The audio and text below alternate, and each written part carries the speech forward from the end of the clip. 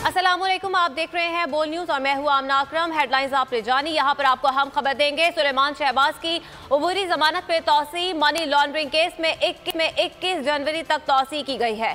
अदालत का सुलेमान शहबाज के खिलाफ मुकदमे का मुकम्मल चालान पेश करने का हुक्म सामने आया है। तफसीलात जानेंगे मुनीर बाजवा से। मुनीर, आगाह कीजिएगा।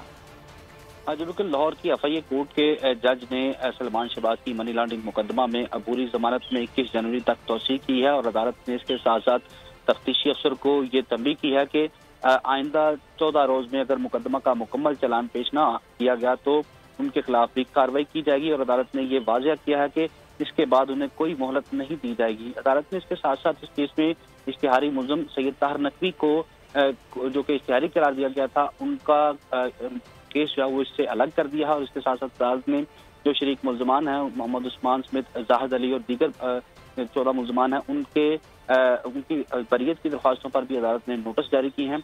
और अदालत ने इस केस में सुलेमान शहबाज के हवाले से प्रोसिक्यूटर ने यह कहा कि अभी इनको कल जो है वो सवालनामा दिया गया था जिस पर उन्होंने तहरीरी जवाब जमा करवाया है, जिस पर फाजिल जज ने यह बरमी का इजहार किया कि एफआईए क्या करता रहा है 14 दिन तक। इस पर तफ्तीश अफसर ने कहा कि अभी तक सुलेमान शहबाज वो मुकदमा में शामिल तफ्तीश नहीं हुए थे।